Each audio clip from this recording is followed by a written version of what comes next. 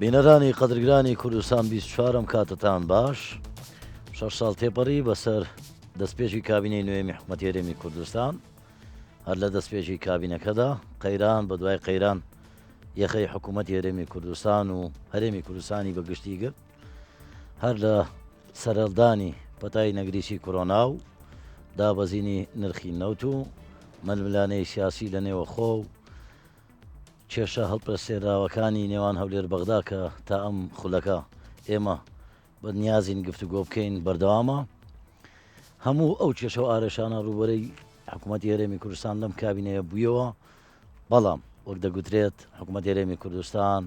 توانی لە نێو ئەو هەموو قەیرانە چەق بەستوانەدا ڕانەوەستێت لە پرۆژەی خزمەتگوزاری ئەم شەو بە میوانداری بەڕێزان هەورە زیرەک کەمال شرۆڤەکار و کەسێتی سیاسی هەروەها بەڕێز عەبدولسەلام بەرواری پەرلەمانتاری پێشووتری کوردستان و وەک ئاگاداریش لە سیاسەتی ناوچەکە هەروەها دکتۆر قادر قاشووری هەم مامۆستای زانکۆی خانەنشین و ئاگاداریش لە سیاسی زۆر بە خێراتن سەرسەر و سەرچاوان هاورە زیرەک با لە جەنابتەوە دەست پێ بکەم ئێستەیە کە ئێمە گەنگەشە دەکەین لە کاتێکی سەختی داین بە تایبەتی لە بواری ئابووری لە ململانەیەکی قوڵی سیاسی نێوان هەولێر بەغداین پێشهاتەکان چیمان پێ دەڵێن تا ئەم خولەکە کە گفتوگۆ دەکەین حکوومەتی بەغداد حکوومەتی عێراق موچەی خەڵکی کوردستان و موچە وەرگرانی کوردستانی بڕیوە و ناینێرێ بیان و لە دوای بیان و دەهێنێتەوە بۆ هەرێمی کوردستان چی بکەین؟ من پێما بەر لەوەی وەڵامی ئەو پرسیارە بدەمەوە بڵێم چی بکەین ئەمە ئەگەر زۆر بە کورتیش بێ دەبێ بگەڕێنەوە بۆ ناو بنیادی دەوڵەتی عراق ئەوەی ئێستا حکوومەتی عراق دەیکا ڕنگدانەوەی ئەو ڕەگ و ڕیشەمێژویە کە دەوڵەتی عراقی لەسەر دامەزراوە ئێمە هەمومان دەزانین وە بزانم جارێکی ترێژ هەر لەو کەناڵە بە ڕێزی ئێوە باسیەوەم کرد لە بیستەکانی سەدەی ڕابردوو عراق لە سەبنەمایەکی ناهاوسەنجی دوور لە ئیرادەی گەلانی عراق بە تایبەتی گەلی کورد دامەزرا ئەمە بۆ ژێرخانێک کە کەس لە چوارچێوەی ئەم وڵاتەدا ئارامی بەخۆیەوە نەبینی ئۆقرەی بەخۆیەوە نەبینی سەقامگیری بەخۆیە نەبینی نەکرد کورد تەنانەت هەتا ڕادێک عەرەبی شوونەتەوەکانی تریش بۆیە ئەوە ئێستا کە حکوومەتی عراق دەیکا بیانوویە کەواتە درێژکراوەی هەمان ئەو سیاسەتانەی پێش کە عراق لەسەری دامەزراوە زامن مەبەستم چێ لێرەدا کاکسەین مەبەستم ئەوە بڵێم ئەگەر بمەوێ وەڵامیش ڕاستە خۆی پرسیارەکەی جەنابت بدەمەوە یان ئەگەر بمەوێ درێ حتپڕ لە بەرنمەیەشی ئەوە ناتوانم چینە ناو تا و توێ شرۆڤەکردنێکی ورد ئەمن بە یەک ڕستە دەیڵێم ئەوەی ئێستا حکوومەتی عراقی دەیکا بەلای منەوە شتێکی غەریب نییە بەلای منەوە شتێکی ناچاوەڕوان کراو نییە لەبەر ئەوەی لە دوای 2003 کە دەوڵەتی عراق ئەو دەوڵەتەی ئەمریک ئەو دەوڵەتی بەریتانیا دروستی کرد بوو دەڕوخێ ئەو دەوڵەتە دروست دەبێ ئەمریکا دروستی دەکاتەوە با بڵێن دەوڵەتی ئەمریکا دەست پێ دەکا کە دەستوری هەمیشەیش ئەوە دەکرێت لەلایەن گەلانی عراق دەنجی لەسەر دەدێت لە 2005 بەسەرەوە سیاسیەکانی عراق بە شیعە و سوننەوە لە دەستور پەشیمان بوونەتەوە پرسیارەکە ئەوەیە کە لە 2003ەوە ئەمریکا عێراقێکی نوێ دروست دەکا ئایا هەژمونی ئەمریکا بەسەر عێراقەوە هەیە تا ئێستا هەژمونی ئەمریکا هەتا ئەو دەقەش بەسەر عراقەوێت جا من مەبەستی من ئەوە نیە بڵێم ئەمریکا بەس بەتەنها عێراقیان وڵاتانی دیکەش نانە بەس عراق قسە ئێمە لەسەر عراق مەبەستم هەژمونە ئەمریکەکە بەڵێ هەژمون بەس ئەمریکایان وڵاتانی دیکەش هەیە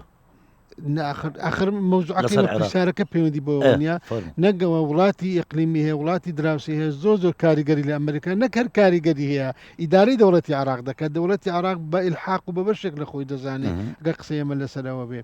بەڵام ئەمن دەمێ ڕاستە خۆ کاکسەهین ئەوە بڵێم سیاسیەکانی عراق بە شیعە و سوننەوە لە دەستور پەشیمان بوونەتەوە کە لەو دەستورە کۆمەڵێک ماف بۆ ئێمە زامن کراوە هەندێک شتی مهمی تێدا هەندێک شتی گرنگی تێدا بۆ ئێمە بەڵام لە کۆی دەستور من واناڵێ بۆ خوان وایان گوت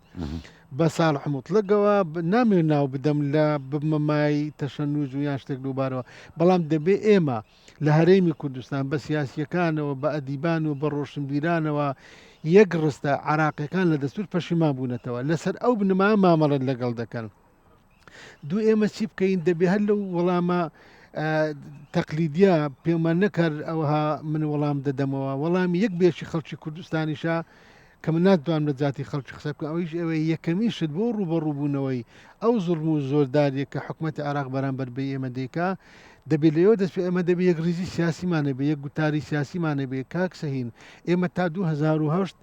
تا 2008 و 2009 ئەمە گوتارێکی سیاسی هاو بەشمان هەبوو لە عراق لە 2003 بەوناو ئەو گوتارە درزی تێدەکەوێت ئەم درز خستنە ناو گوتاری سیاسی کوردستانی لە 2009 بەسەرەوە تا بە ئێستا دەگا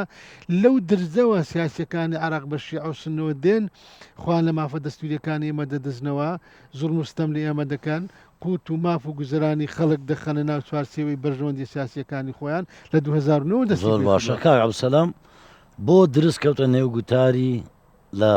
لایەنە سیاسەکانی کوردستان بۆ کارەکەی چی بوو؟ بدێ پێش ئەو تۆزێ فەرموو درێژەدان بە بۆشوونە کاک زیرەتە وازەحتر بیت لای خەیڵک ئەوەی کە ڕوو ئەدات ئێستا ڕنگدانەوەی ئەو عەقلیەتەیە کە عێراق لەسەری دامەزراوە وەتی عەقلیەتی دەوڵەتی مرکزی لەلایەکەوە منم و ئەوانی تر هەمووی ڕعیەی من لێک دووەم ئەوە تێکەڵاو بووە لەگەر بیرکردنی خۆسەپێنی اینجا بە ناوی نەتەوە بیت عەرەب کورد یان بە ناوی تائیفە بیت شیعە سونە ئەمە کێشەیە ئەمە طبعا پێشەوانەی بیرکردنی فدرالیەتە فدرالیەت واتە دەولەت داخل دەولەت دەولەت وەتیارە دابشکردنی دەسەڵات و سامان لە بینی دوو یەکەی سیاسی کە زۆر کەس غەڵەت تێ ئەگەن وازان هەرێمەکان سەر بە حکوومەتی فدرالی لە سیستەمی فدرالی وانە ئەگەر سەر بەوان بێ پەرلەمانت بۆ چێت ناو فدرالیە ئەمە یەک دووەمیان بگەڕێمەوە پرسیارەکەت بۆچی دروست کەوتە نێو گوتاری لایەنە سیاسی کوردیەکان بەرامبەر بەغدا ئەوە تەحاڕشم پێ ئەەکەی نابوورە ینی ناچارمەکەی عبایەکەی ئەکادمی خۆم بخەمەوە فەرموو لە ڕووی سۆسیۆلۆژیەوە بە کۆمەڵناسیەوە ئێمە جیاوازی دەخێن بینی قۆناغەکانی پێشکەوتنی کۆمەڵایەتی ینی هەر کۆمەلگایەک ئەوەی چاوەڕوان کراوە لە تاکەکان و گرۆپەکان بەندە بۆ قۆناغی تێدایی کورد بەداخەوە لە دوڕوەوە لە قۆناغێکە کە هەردووکی کاریگەری نەرینی هەیە و ئەبیتە سەرچاوە بۆ ئەم جۆرە دیاردە ناخوازرانە یەک کورد لە قۆناغی پێشکەوتنی بڵێن پەیوەندیەکانی بەرهەمهێنان خوارەوە لە هێشتا بە پێی سیستەمی بیرکردنەوە شەقیوین لە قۆناغی گوند عەشیرەت کۆمەلگای کشەوەرزی ئەم بە هەموو باشی و خراپیەکەی بەڵام خراپیەکەی لە کێدایەت و مامەلەیەکەی سەرەدێریەکەی لەگەڵ دەرهاوشتەکانی مۆدێرنە و پاش مۆدێرنێتە حزب هەڵبژاردن چزانم فدرالیەت ئەمانە هەمووی ناگونجێن لەگەر عەقلیەتی زمانی عەشیرەت و گوند چونکە لەوێ دەوڵەتی مەرکەزی تقریباً وجودی نەبوو دووەمین فاکتەری کە کاریگەرە لەسەر بەرهەمهێنانی ئەو جۆرە ڕفتارانە ئەوەی بە ئینگلیزی پێڵێن پرینیشن پێش بوونی دەولەت نێشن بە معنای نەتەوە و بە معنای دەولەت چونکە بە پێی مەدرسەی فەرەنسی جیاوازی نییە ینی نەتەوە هاوڵاتیانی ئەو وڵاتانە بە پێی مەدرسەی ئەڵمانیە کە ئێمە لەسەری ئەچین نەتەوە ئەوانەی کە ڕەگەز و زمان واتە پێش بوونی دەولەت ئینتیما بۆ وەلای لاوەکی بەهێزتر ئەبیت ئەوەش بزانێت ئەوە ببەستیەوە گرێدانێک دروست بکە بینی ئەوە و ئەوەی قسەی پێشوو ئەوەی کە ئێمە لە قۆناغێکی پێش بەشاربوون و بە پیشەساز بوونین ئەبینی بە کوردی خۆمان قۆناغی شاخ و شۆڕش و ئەوانت باز شۆڕش پێشەوەی بینە ناو کە شاخ و شۆڕش دەرهاوێشتەی مۆدێرنتەنە شۆڕش ئەو ئەمەی من ئەیلێم تو سیاست بکەی بە عەقلیەتی عەشیرەت و کۆمەلگای زیراعی واتە دەمارگیری ناو عەشیرەکانە گرێتەوە دەمارگیر بینە حیزبەکان واتە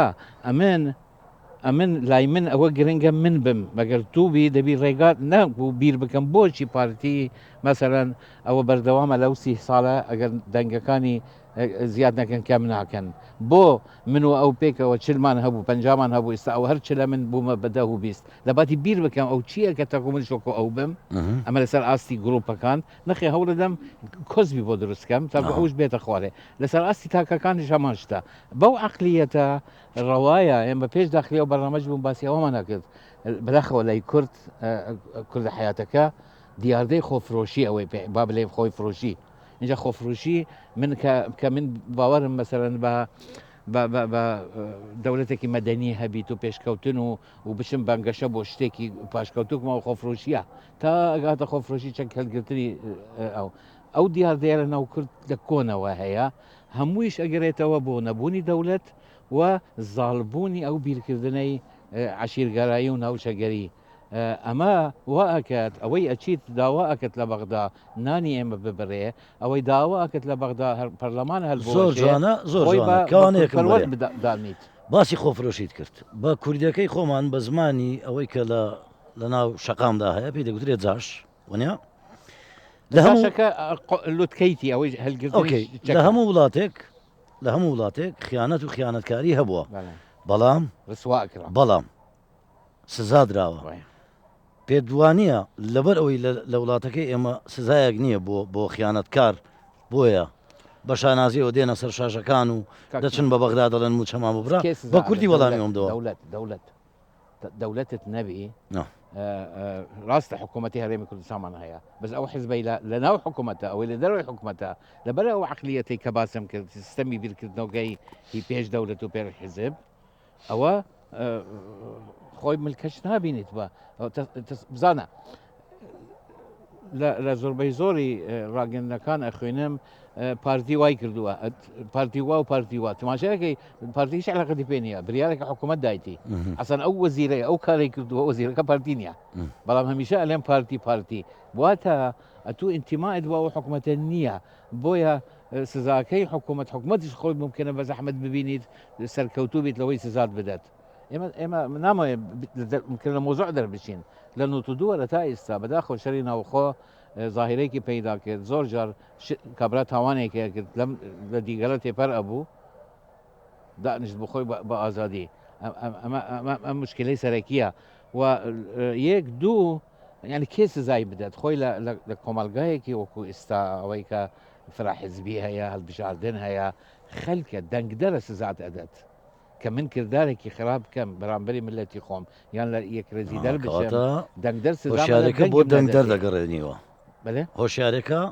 بۆ کەسی بۆ هاوڵاتیان بۆ دەنگدەر دەگەڕێنیەوە بەڵام دەنگدەرەکە کە دەنگدەرەکە دەنگ بدەت بەو کەسەی کە من و تو بە خۆفرۆش و بە جاشدا ئەنین کێشەکە لێر ئەوە لە کۆمەلگا هەمووی با بە یەکەوە سەیری پاکێجێ بکەین لەسەر چالاشەکانی ئەم کابینەیە دانراوە دواتر دەگەڕێنەوە درێژە بە گەنگەشەکە دەدەین. ئەم ڕێگە نێودەوڵەتیە پارێزگای بەغدا بە پارێزگەکانی دیکەی ناوەڕاست و باشوور و تەنانەت ڕۆژاوی عراقیش دەبەستێتەوە تا درێژ دەبێتەوە بۆ سنووری ئوردن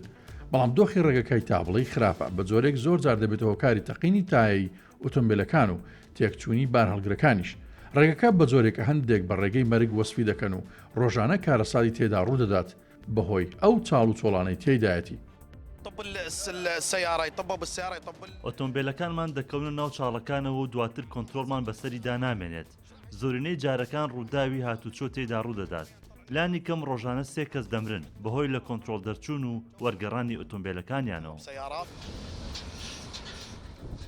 وبالرغم من كثرة المناشدات سەرباری سکاڵی زۆری شوفێران و هاوڵاتیان لە ڕێگەکە بەڵام گوێیەک بۆ بیستری سکاڵەکان نیە و داواکاری خەڵک بۆ چاکردنی ڕێگەکە جێبەجێ ناکرێت وەک خۆیان ئاماژەی بۆ دەکەن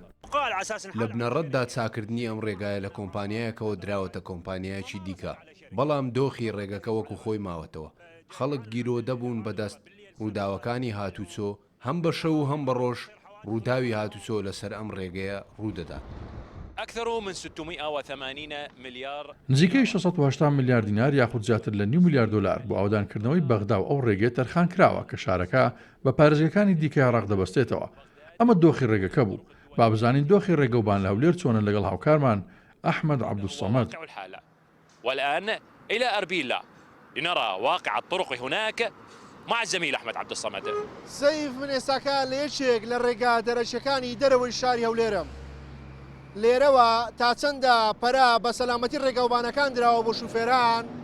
ئەوەندەش لەیانی جوانکاری شەقامەکان کاری بۆ کراوە. پرۆژەکانی ڕێگەوبانیش بەشێکیان لەژێر دروستکردندان و بەردەوامیش نۆژەنکردنەوەی شەقامەکان لەلایەن حکومەتەوە کاری بۆ دەکرێت بە نوێترین ستانداردەکانی جیهان. بە یەکێک لە پێشکەوتوترین تونێلەکانی هەرێمی کوردستان هەژمار دەکرێت. ڕێگایی زیاتر لە 30 خولەک لە ڕۆژێکی ئاسایی کورت کردوتەوە بۆ 3 خولەک. بە تونێلەکەوە تێدەپەڕین بە ئاراستەی پرۆژەیەکی دیکەی ڕێگاوبان کە بە تاواوکاری پرۆژەی ڕێگای نێودەوڵەتی هەولێر حازیۆمەران دادەنرێت. کارکردن تێیدا بەردەوامە. ئەم پرۆژەیە 10 کیلۆمەتر ڕێگەی دوو ئاراستەیە. ڕێگاکە جگە لە بەستنەوەی شار و گوندەکان بە شێوەیەکی پێشکەوتوو بۆ جموجۆڵی بازرگانی و گەشتیاریش بە گرنگ دادەنرێت. ئەو پرۆژەیمە کە درێژەکەی 10 کیلۆمەترە تاواوکردنی ئەو بەشەی ڕێگای کۆڕی شەقڵاوە قەندیلە لە ناوچەی پیشسازی شەقڵاوە دەست پێ دەکا و لە تونێڵی میراوە کۆتایی پێدێت. پرۆژەکە پێک دێت لە دروستکردنی ڕێگا بە درێژی 10 کیلۆمەتر تاواوکردنی هەردوو تونێڵی ماوەران و میراوە لەگەڵ دروستکردنی دوو ئینتەرچێنج لە ناوچەی میراوە و لە ناوچەی پیشسازی شەقڵاوە. یەکێک لە خاڵەکانی کارنامەی حکومەتی هەرێمی کوردستان پەرەپێدانە بە پتەوکردنی ژێرخانی پرۆژەکانی ڕێگاوبان. هەر زۆر باشە ئێستا گلەیمە لە سۆران لۆ هەولێر بەس جادەی ماوەرانە. یعنی ئەگەر بێت و دووسایتی ماوەران تەواو بی و ئەو تونێلە ببیتەوە ئاسانکاری تقریبای 40 دقە لۆ ماگەڕێتەوە. ئێستا ناو شەقراوەی ڕۆژانە ئەمە 40 دقە تاخیرە بین لەبەرەوەی دەبی هەمووی ئەتون نمرە یەک بڕۆی. ئەو ڕێگەوبانە ئەو زۆر سایدە زۆر مشکلێکم کردیەوە بەڕاستی. ئەوە زۆر سایدی دۆچێ و ئەوەی غدیا سۆلانە و ئەوی دیکە مەسەلا ڕێگەوبانەشی زۆرێک پێشان کردیا. لە ساڵانی ڕابردوودا تاوەکو ئێستا 718 پرۆژەی ڕێگاوبان لە هەرێمی کوردستان دروستکراوە. درێژی تەواوی ڕێگاکان 2681 کیلۆمەترە. ئەم درێژیە بە نزیکەیی دووری نێوان شاری هەولێر تاوەکو ئەسینای پەیتەختی یۆنان هەژمار دەکرێت. گوژمەی پرۆژەکانی ڕێگاوبان 1 تریلیۆن و 32 ملیار و 834 ملیۆن دینارە. تێچووی هەر 1 کیلۆمەتری ڕێگاوبانی دوو ئاراستەیی بە ستانداردە پێشکەوتوەکان لە نێوان 4 تا 5 میلیارد دیناری عراقی مەزەندە دەکرێت. کاتان باش دووبارە دکتۆر قادر بە درێژایی 100 ساڵی ڕابردوو ئەگەر کەمم نەگوت پێ لەوانەیە سەر و 100 ساڵ بێ کورد لە ڕووی بزاوی ڕزگاری خوازیەوە دەستی پێکردەوە بۆی مافی خۆی بەدەستبێنێ بۆی سەر بەخۆ بێ بۆی بتوانێت کیانێکی هەبێ. پرسیارەکەی من لە جەنابەتەوەیە ئێستا هەندێک تاقم و گروپ و لایەن هەن وەکو ڕێکخراوەی سیاسیش تەنانەت بازەوە دەکەم بچینەوە ژێر سێبەری بەغدا پاژەوەی کە خوددان کیان و خوددان حکومڕانەتی کوردی خۆمانین. ئەتۆ چ جوابی ئەوانە دەدەیتەوە؟ بە ناوی خودای مەزن ئێوارتان بە زۆر سپاس لە بۆ سپاس بۆ جەناب بەرنامە ڕێکام. بەڕاستی مرۆڤ چۆن دەتوانی کۆ ببتەوە و یەکتر بگری و ژیانێکی ئاسوودە بەڕێوەبایان کەناڵی ئاینیە لە ژێر ئاینێکە بتوانیتن ئەو ئاینەوەیان لێ بکاتن ئەو ژیانە و ئەو ڕێزگرتنە دروست ببیت. یاخود بابەتی مرۆڤایەتیە ئێمە هەمومان مرۆڤین بە هەموو ئاینەکانەوە بە هەم بۆ چوونەکانەوە مرۆڤین مرۆڤاتی وامان لێ بکاتن کە ئەو پێکەوە ژیانە و ئاشتێ بەرقەرار بی. من بەس بە حالی خۆم سەبارەت بە خاڵی یەکەم ئاین و بە سەبارەت بە خاڵی دووەمیش مرۆڤایەتی من لە دوژمن ڕەچاو ناکەم و ڕەچاوم نەکردووە پێشتریش. بەڕێز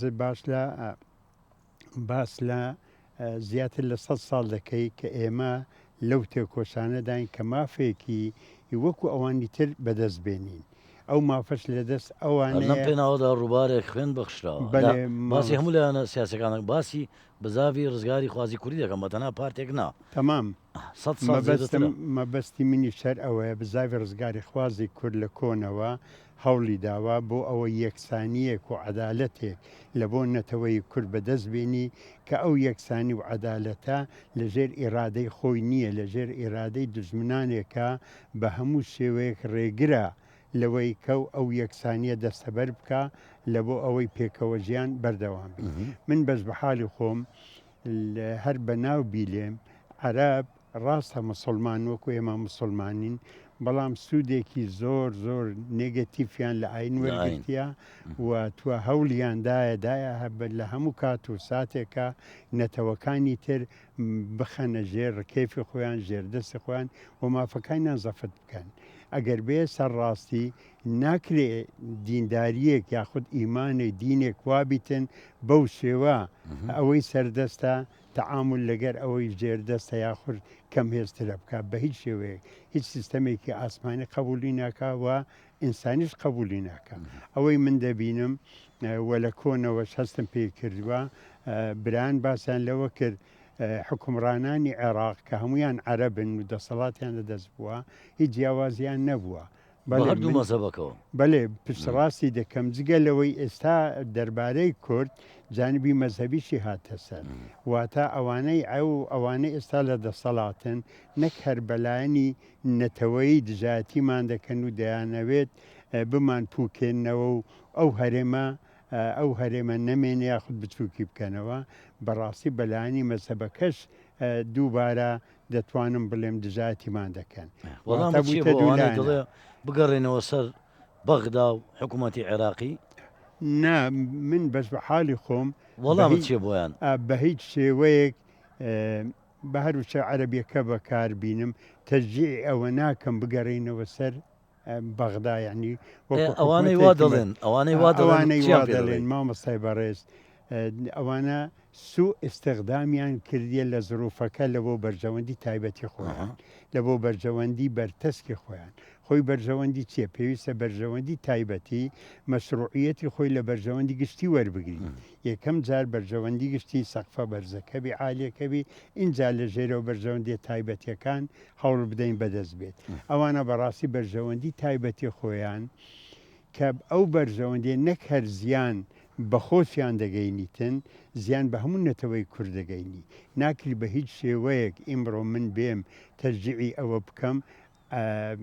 دەسەڵاتی مەرکەزی عەرەب بگەڕێتەوە سەر هەرێمی کوردستان یان بچینەوە ژێر ڕکێفی بەغدا بۆ ئەوەی بە هەمان سیاسەتەکانی حکومڕانەکانی پێشوو تەعاملمان لەگە بکەن و ئەنفالمان بکەن. مامەستانی بەڕێز ئەنفال زۆر گەورەیە. ئەنفال لە کاتێک دابەزێ لە بۆ کافرێک بەس ماڵەکەی ئەوانە ئێمە مسلمانی گەلی کورد بەڵێ ئێمە مسلمان نەک تەنیا ماڵەکەمان و گوند و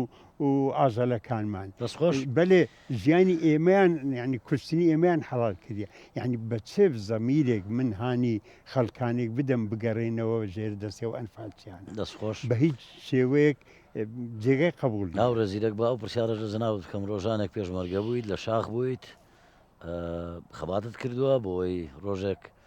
خوددانکیانێکی سەر بەخۆ خوددان حکوومەتێکی کوردی بین ئێستا خەڵچێک بە ئاسانی دەوێت لە بەردەست دەستی تۆ دەستی هاوشێوەکانی تۆ دەری بێنێ و بیێ شتێک نەمێنێ بە ناوی هەرێم چیان پێ دەڵێ بەداخەوە ئەمە کێشەیەکمانەیە کاکسەهین ئەمە ئەزمموی هەرێمی کوردستان و قواری هەرێمی کوردستانمان لەگەڵ حکومت تێکەڵ کردووە قواری هەرێمی کوردستان ئەزمموی هەرێمی کوردستان کیانی هەرێمی کوردستان جێگیرە ئی هەمومانە دەستکەوتێکی زێڕینی پڕبەهای گەورەی نیشتیمانیە بە خوێن و فرمێشی زیاتر لە سەدەیەک 200 نمێنێ هە لە ناو خودی خۆمانە زامن ئەو خەڵکەش زۆرە ناتوانین هەمویان لە یەک چوارچێوەدا کۆ بکەینەوە خەڵکێکەیە مافی پێشێلکرایە بێ حرمەتی بەرامبەرکرا ڕنگ بێ زوڵمی لێکرا بێت ئەوە وای لێکردێ لە دەرەنجامی بیرکردنەوەیەکی سنووردار یان لە دەرەنجامی هەڵچوونێکی با بڵێن سۆزەشی وە بەو شێوەیە بیر دەکاتەوە ئەمانە بەلای منەوە تاوانبار و گوناحبار نین بەڵام لە بیرمان نەسی کاکسەین من کە ئەو قسەیە دەکەم بەڵام حرمەتی بەچێکراوە لە ناو میلەتی کورد بێ حرمەتی بەچێکراوە نامە باسی تاک دەکەم زانی چۆنە دەشێ هاوڵاتیەک لە دەرەنجامی پارسیەک زەوی داگیرکرابێت دەشێ بەڵام ئەومانای ئەوەیە بڵێ حکوومەتێک نەمێنێت کیانێک نەمێنێ بە ناوی کاکسەین ئەگەر دەرفەتم دەی منوام نەگوتیا منوان من مەبەسم لەسیا خەڵکێکەیە ئەمە لە وڵاتێک دەژین کە لە وڵاتێک حکومەت هەبوو دەسەڵات هەبوو دەشێت پێشێلکردنی مافی شەبی دەشێت پێشێلکردنی ئازادی شەبی دەشێت جوانی هەبی دیموکراسیەت هەبی لە هەموو دنیادا هیچ شتێک نیە 100% ڕاستبی هیچ شتێک نیە 100% غەڵەت بی مەبەسم لەسیا بەڵام خەڵکێکێ بە کاملی وعیەوە بە کاملی وشاریەوە دەزانێ قوارەی هەرێمی کوردستان جیاوازە لەگەڵ ئیدارە و لەگەڵ حکومت هیچ جۆرە بێنازیەکی لێ نیە هیچ جۆرە کێشەیەکیشی نییە لە زیاتی بێ ڕەخنە لە ئەدای کارکردن بگرێ ڕەخنە لە سیستەمی ئیداری بگرێ ڕەخنە لە شێوازی خراپ بەکارهێنانی پۆست و ئیدارە بگرێ دێ پەلاماری ئاڵا دەدا پەلاماری کوردستان دەدا پەلاماری شەهید دەدا پەلاماری ئەی ڕەقیب دەدا پەلاماری جوانیەکانی ئەم وڵاتە دەدا ئەمە لە بیرمان نەچێ کاک زەهین وڵاتان ناو نادەم وڵاتانی ئیقلیمی نەنووسونە بەداخۆ لە بەر کۆمەڵێک کۆکار بە حکومی ئەمە دەوڵەت نینە سنوورێکی تۆکمەمانە سنوورێکی پۆڵایینمانە دەشێت زۆر جار کوردستان وەکو ماڵێکی بێدەرگا و پەنجەری داات و ئەوە بۆتەوەی ئەوەی کە هەواڵگری وڵاتانی ئیقلیمی بە کەیف خۆیان لێرە تەراتێن بکەن ئیش بکەن لەسەر بێئومێدکردنی تاکەکانی کۆمەلگای کوردی بە هەرێمی کوردستان بە قوارە هەرێمی کوردی زام تاکید دەکەمەوە دەشێت کە تو حکومەتێکە تێ لە وڵات ئەم حکومەتە 4 سەردارێک کارنامەیەک دەخاتە ڕوو کەو کارنامەی جێبەجێ نەکرد لەکوێ جێبەجێ نەکرد مادەیەک بڕگەیەک پێشێلکرا تۆ دەنگت بەرزکەوە وەرە جاددا خۆپیشاندان بکە یاداش بنووسە وتار بنووسە مافێکی سەرەتایی هەوڵاتیە بڵێ ئەتۆ کارنامەی خۆت بۆ من بڵاو کردەوە ئەوە جێبەجێ نەکردی ئەوەش جێبەجێ لەوەی جێبەجێ کردوە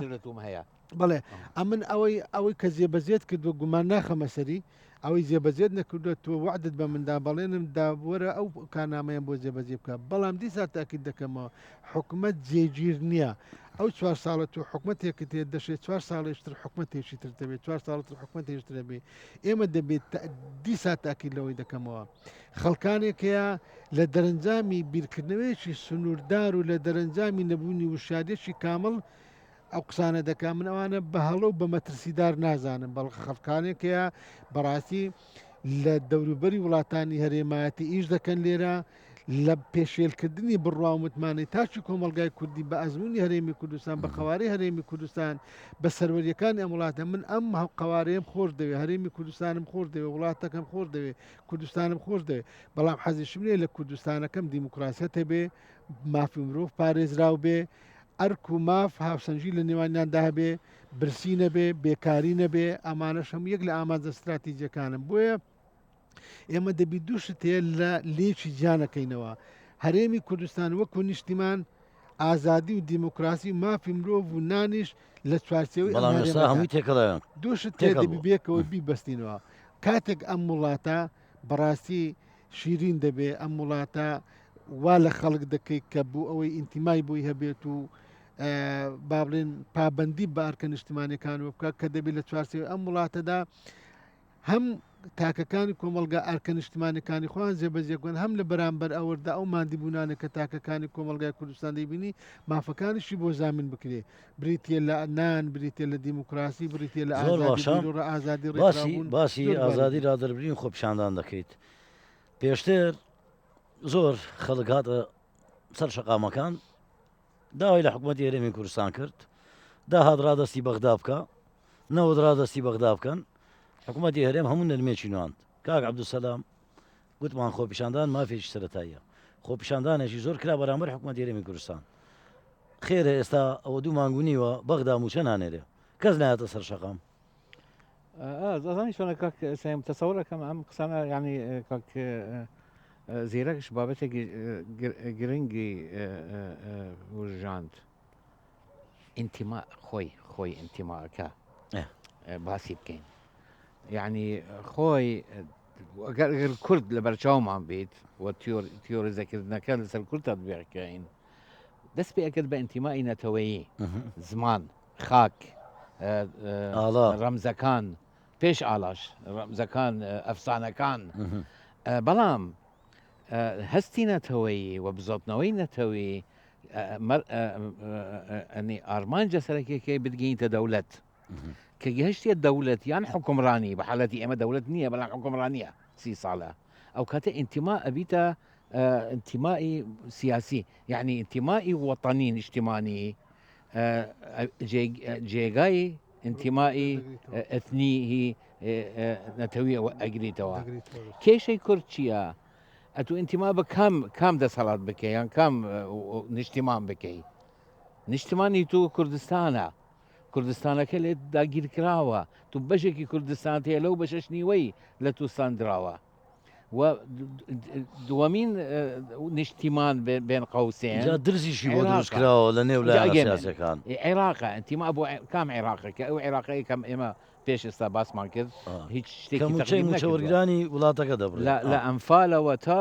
حکومی 100 ساڵەیە ئەمە ئەبیتە ئەزمەیەک ئەمە زۆر گلەی ئەکەنە لێن انتمای لاوازە ئەلێن ئەم کردارانەی ئەکرێن کە حکوومەتی کوردستان ئەگەر باران بکرێت لەبیرتە باران هات لافاو لە دژی حکوومەت مزاحەیان کرد بەڵام کە عێراق 6 ملیۆن کەس 2 مانگ برسی ئەکەت تو مزاحرە ناکەی ئەلێن شک هەیە لەوەی کە انتمای نەتەوەیی لە کوردستان زعیفە ئەگەر ڕێگام بدەنێ فەرم من لەگەڵ ئەو شتانە تقریبان ڕۆژانە محەممەد سەردێری ئەەکەم ئینتیما لای تاکی کورد لە کوێ قیاسەکەی ئەگەر لە بیرتە وەخت کاتی داعش سەرکردەکانی وەزابتەکانی مەیدانی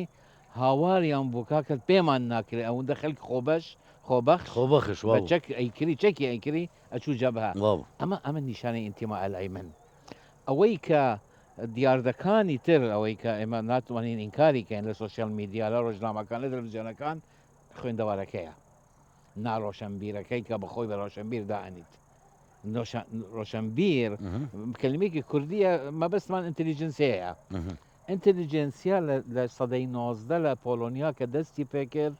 لەبەر داگیرکردنی پۆلۆنیا بوو لەگەر پێشێلکردنی زمانەکەیان بوو ئەو معلم و مامۆستا و خوێندەوارانە بزوتنەوەیەکان دەست پێکرد بۆ پاراستنی زمانیان و بۆ دژایەتی ئەو دەسەڵاتە بەداخەوە ئەمانە دژایەتی دەسەڵاتیان وەرگرتووە و بێ ئەوەی بزانەمە دەسەڵاتی تووە ئەمە ئەنجامی بزاوی نەتەوەی تووە بۆیە ئەو فەکتەرانەی کە من لە وەڵامی پێشوو باسم کرد نەبوونی دەوڵەت و بوونت لەو قۆناغی پێشکەوتنە کۆمەڵایەتی گرەیدا بە هەستکردن بە نەعەدالەتی هەستکردن بە بوونی گەندەلی یان فەساد ئەمە ناتوانین کاریکەین ئەو هەستە هەیە لای هێندە تاک من لە کاک زێرەک تێدەگەم و تەئیدێکم خەلکانێک هەنا شەرت نییە ڕاست بکەن بەڵام ئەو هەستە هەیە ئیشی من و تویە ئیشی حکوومەتە ئیشی حزبەکانە ئیشی ڕۆگە ناوەندەکانە بچین ئەم هەستە لای ڕاست بکەین یانە ئەو هاوکارەی کە بووە هۆکارەی ئەوەی ئەو هەستەی هەبیت ئەمە یەک دوو بەڕاستی باری ئابووری بێکاری ئەوەی ترە خەلک ناتوانێت ئیمڕۆ گوێ لە خیتابی من و تو بگریت وەتان خاک ئەو وە برسیتی شەرمەزارە بەرامبەر ژنەکەی مناڵەکانی بۆیە ئەمانەش لاوازەکەن 3 ململانەی حزبی شەڕی ناوخۆ لە کوردستان تقریبەن بڵێم ئەگەر نە نیوەی زیاتر لە نیوەی هەستی انتیما بۆ نەتەوە و حتا بۆ نیشتمانشی لاواز کرد یعنی تو نە پێشمەرگە ئەو خودسی ئێمە پێشمەرگە بووین کاکە کە هاتی نەشاق خەڵکی ویست ماچمان بدە احترامی ئێمەیان نەگرت وای لە هات خەڵک لە تەلەڤیزیۆن قسە خۆشەویستی خەڵکەمە کردە پێشمەرگە گەر ڕاستی دەوێت اینجا من پرسیارێک دەکەم ئەمانە بوونە هۆی ئەوەی کە مادام ئەو هەستە لاواز بوو لای تاک خەلکانێک لیانیجا بە فیتی دەرەوە بیت بە پێی ئەو هاندەرانەی کە باسمان کرد بینی سۆسیۆلۆژی هی سایکۆلۆژی بیت یاری ئەەکەم بە نزمترین ئاستی سۆزی خەلک و بەکاریان دێنن بەوەی کە پیشانیان بدەنەوە فریادڕستی ئازادی بازاری ئازادی چی باسی چی ئەەکەی بۆ من باسی چی ئەەکەی ئۆتۆبانە دروست کرد بەنجەنان نان والێت خەلکەکە فعلەن ئەوانەی کە هەستی نەتەویشیان هێشتا ماوە و نیشتمانی فعلەن ئەو مەوزوعە بە ئەو لە دەنگدان ئەبینی لە پرۆسەی دەنگدان لە باتی سزا بدرێن بۆ سزانادن بەڵام وشیاری خەلک جارێکی تر ئەگەر لە بیرتان بیت هەڵبژاردننی پێشستا ئەو سێ چوار ئەندە پەرلەمانەی بەغدا لە بیرتانە کە هاتۆ هۆرن کە خۆیان تەرشیع کرد بە تەنیا چیان کرد یەکێک 120 دەنگی ئینایی تر 20 دەنگی ئینایی 4 دەنگ وەتا ئەمە سزادان بوو بەڵام نەگەیشتووە ئەوەی کە بە دەستە جەمعی سزادانی ئەو گروپانە بدەن ئەوانەی ینی بەڕسمی هاندانی بەغدا ئەدەن کە نانی ئێمە ببرێن یان هاانی خەک بدەن کە واز لە هەموو دەستکەوتەکانی ئێمە و دەسەڵاتی خۆمان بینین کە ئینتیما بۆ دەوڵەت بیت بۆ عێراق بیت ئەو عێراقی ئەنفال بەیەکەوە پاکێجێکی دیکە سیرکەین لەسەر پرۆژە خزمەت گوزاریەکانی حکوومەتی هەرێم و دواتر لەگەر هاوڕێ زیرەک گەنگەشەکە دەست پێ دەکەم. کارکردن لێرە بەردەوامە. پرۆژەی دروستکردنی بەنداوی دوینە. کارکردن لە بەشەکانی دەوروبەری پرۆژەکە فراوان بووە. تەواوکردنی ئەم بەشە ئاسانکاری دەکات بۆ زوو دروستکردنی لاشەی بەنداوەکە. چەند پشکنێکی ماون لە دەرەوەی هەرێمی کوردستان دەکرێن لەگەڵ گەڕانەوەیان دەست دەکرێت بە کارکردن لەم بەشە. قۆناغی کۆتایی تاقیکردنەوەی بناغی بەنداوەکانی بەشێش تاقیکردنەوەکان لە دەروی وڵات ئەنجام دەدرێت. نمونەکان لێرە وەردەگیرێن لە دەرەوە ئەنجامەکانی دەگەڕێتەوە. بەشەکەی تری لە تاقیکە ناوخۆیەکان ئەنجامەکانی بەدەست گەیشتووە لە قۆناغی تەوابوونی بەشی کۆتایی تاقیکردنەوەی بناغەکەینە. دوای تەوابوونی ئەو قۆناغە دەست بە دروستکردنی ڕێگای بەنداوەکە دەکەین. لە هەمان کات دەست بە دروستکردنی بەنداوەکەش دەکەین. بەنداوەکە لە دوو شوێنی جیاواز دوو ڕێگەی دووسایدی بۆ دروست دەکرێت تا ببێتە ناوچەیەکی گەشتیاری. لە بەشی خوارەوەی دەبێتە ناوچەیەکی گەشتیاری هیچ دارێک بۆ ئەم بەشەش ناوەڕدێتەوە.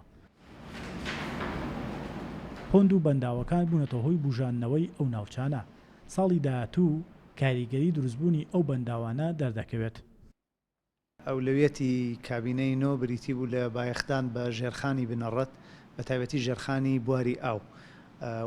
لە ناو ژێرخانی ئاویش زۆر بایەخ بە بابەتی کۆکردنەوەی ئاودرا بۆ ئەومە بەستە پشتیوانێکی بەردەوام لە دروستکردنی پۆند و بەنداو کرا. بە خۆشحاڵیەوە توانین بڵێن ژمارەیەکی زۆر پۆند و بەنداو تەواو کران کەوتنە بواری خزمەتەوە و ئەوانە کاریگەریەکەیان لە ساڵانی داهاتوو دەبینین. ستراتیژێتی حکوومەتی هەرێمی کوردستان بۆ پاراستنی ئاسایشی ئەو فراوانە لە ڕێگەی دروستکردنی پۆند و بەنداوەوە جگە لە پاراستنی ئاسایشی ئەو ڕێگریش دەکات لە دروستبوونی لافاو. گۆڕانکاریەکانی کەشوەوە ڕاستەوخۆ کاریگەریان لەسەر تەواوی جیان هەبووە. هەرێمی کوردستانیش بۆ ڕوبەڕووبوونەوەی ئەم گۆڕانکاریانە ژمارەیەک پرۆژەی ستراتیژی لە ماوەی ئەم 6 ساڵەدا ئەنجام داوە. لەو ماوەیە 8 بەنداو تەواو کراون. جگەلەوە 123 پۆند سییانیان هەرەوەزی بووە تەواو کراون و 36 پۆندیش لەژێر کارکردندان. بەم پرۆژانەوە ئێستا هەرێمی کوردستان توانای گلدانەوەی 10 ملیار مەتر سێجا ئاوی هەیە. وەشمە ساڵح کوردستان 24 هەولێر. جارش دی سلااو کاک زیرەک ئەوەی ئێستا دەگوزارێ لە حکوومەتی عێراق و حکوومەتی بەغدا بەرامبەر هەرێمی کوردستان وهایلێک نادەنەوە هەر بە تەواوەتی بیانەوێ شتێک نەمێنێ بە ناوی هەرێمی کوردستان و هەرێمی کوردستان لە هەرێمێکەوە ببێتە 3-4 پارێزگا و وەکو شارەکانی دیکەی ناوەڕاست و باشووری عێراق. ئامانجەکەیانەوە نییە خۆی ئەنەک کە لە چوارچەوەی عێراقدا بەڵکو نخبەی سیاسی عەرەبی لە هەموو وڵاتانی عەرەبی بڕوای بە مەسەلەی فرەیی و دیموکراتیەت و فیدرالیەت و با بڵێن بێکەوە ژیانێکی دیموکراسیانە نییە. من باسی عەرەب ناکەم وەکنەتەوە بۆی بە هەڵە تێگەیشتن باسی وڵاتانی عەرەبی ڕۆژهەڵاتی باسی نخبەی سیاسی عەرەبی دەکەم. نخبەی سیاسی عەرەبی بەڕاتی لە هیچ کامێک لە وڵاتەکانە لە میسرنە لە مەغریبنە هەتا دێ عێراق بڕوان بە کللتوری بێکەوە دیموکراسیانە نییە. ئەمازیغی قبتەکانەوە بڕوان بەوە نییە. تۆ تەماشاکە لە 2023 عێراق دامەزراوە. حتى ئەو دقیقە ئێمە ئەو بەرنامەی تێدا دەکەین گوێبیستی ئەوە بووی یەک سیاسی عەرەب شیعە سونە باسی کلمەی فیدرالیەت بکە. وەرە جەنابەت ڕۆژنامە نووسێکی چەندین ساڵە ڕۆژنامە نووسێکی چالاشی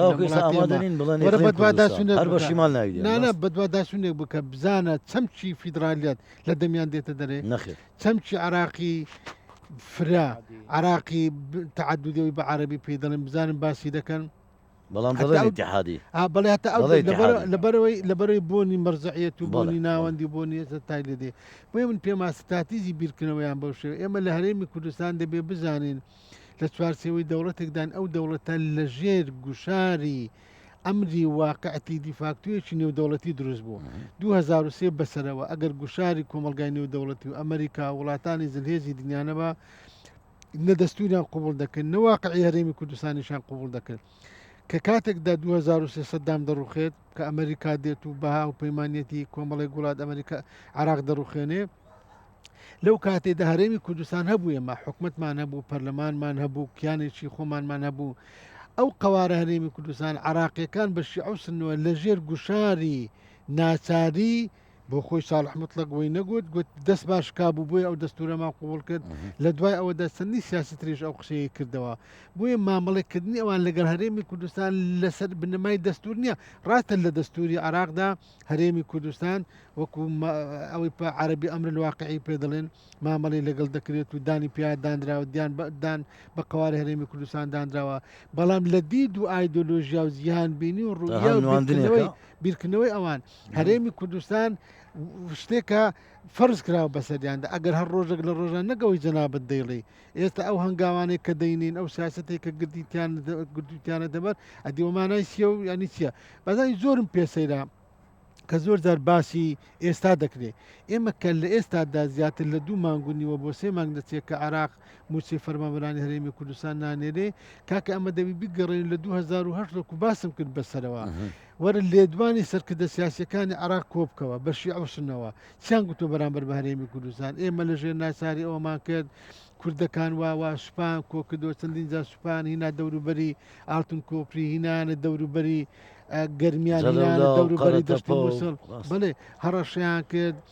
لە زۆر بواردانی هەوڵی بەرتەسیکردنەوەی ئێماندا اینجا ئەگەر بینەوە یعنی بین بتەوێت لەو دۆخە ئێستا تێبگەیت بتەوێت لە گوتاری سیاسی لە بڕیاری حکوومەتی عراقی تێبگەیت لە بڕی نموچەی فەرمانبەرانی هەرێمی کوردستان بگەڕێیتەوە بۆ ئەو گوتارە سیاسی عراقیەکان لە 2008 بەسەرەوە تاکو ئێستا ئەوەت بەلاوە شتێکی غەریب نابێ بۆیە ئێمە بەڕاتی دەبێت قسەی جددیمان هەبێ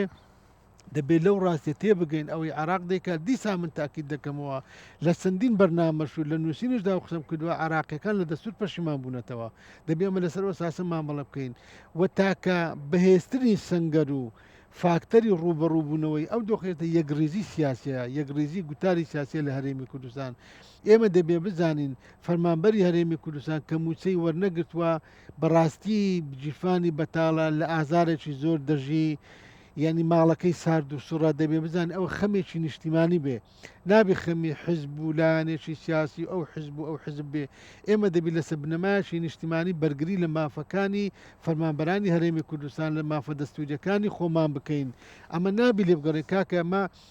ڕاتە وەکو ئەمری واقع ئێمە کۆمەڵک حزب و لایەنی سیاسیمان هەیە زۆریش لەو حزبانی ئێمە مێژویان هەیە قوربانیان داوە شەهیدیان داوە ڕاتە بەڵام گەورەی هەر حزبێک هەر لە مێژوەکەی دانیە کاک سەهین بەڕێزان گەورەی حزبێک لەوە دانیە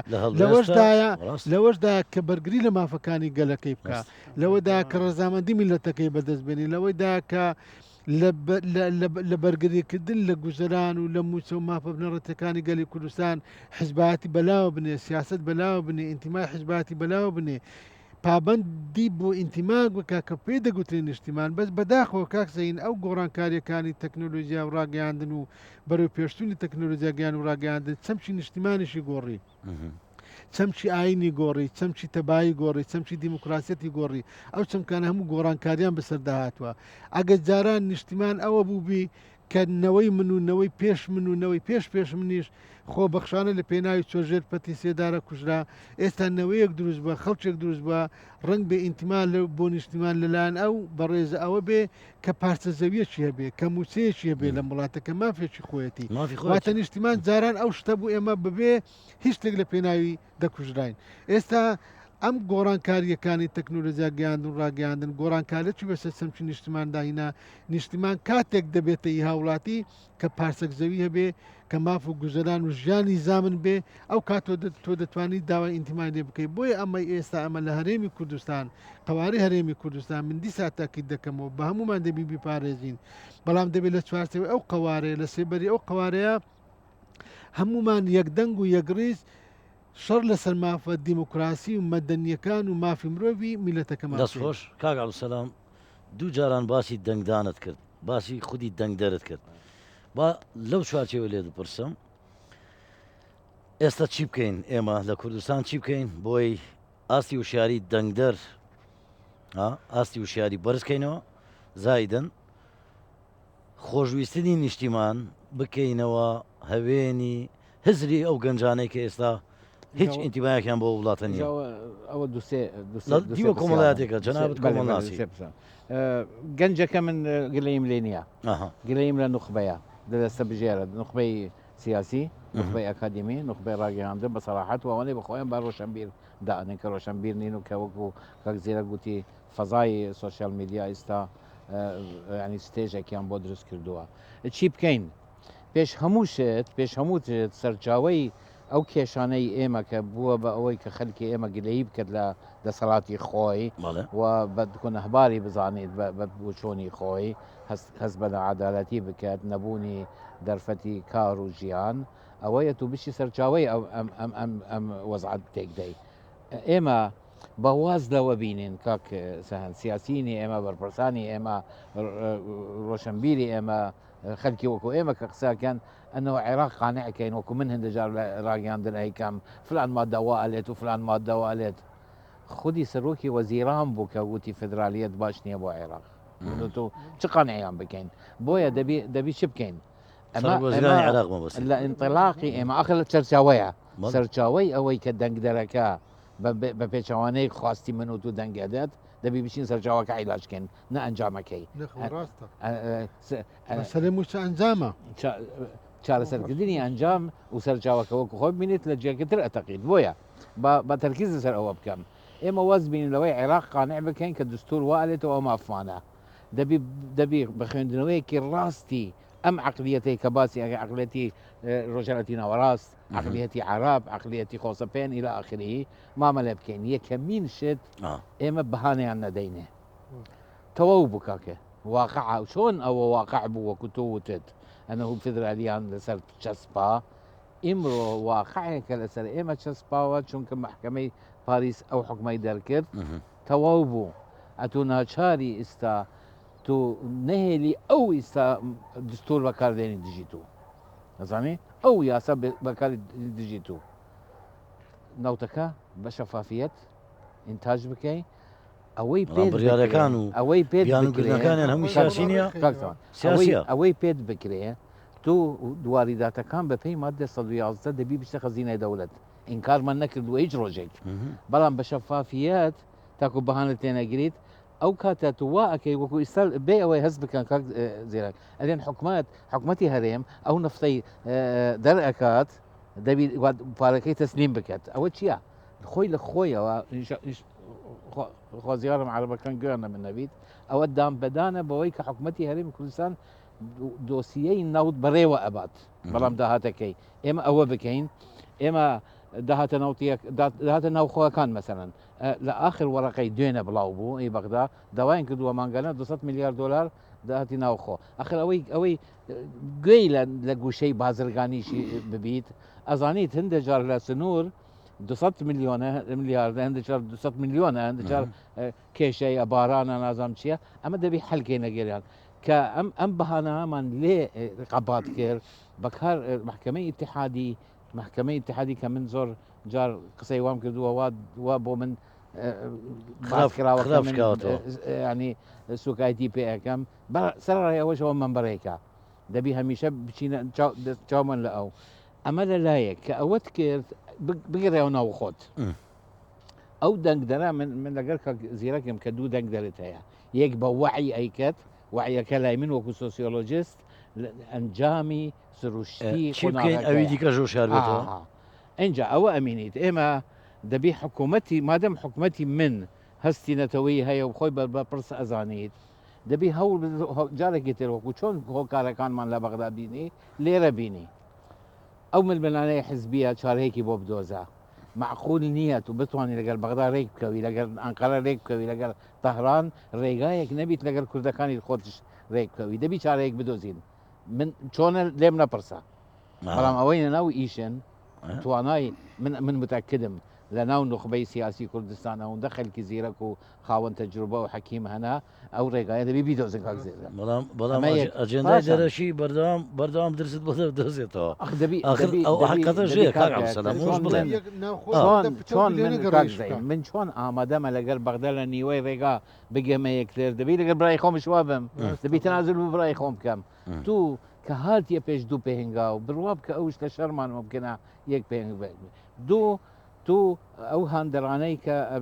خەلک بەکاری دێنیت گوتم شعور ناعەدالەتیە بێئومێدیە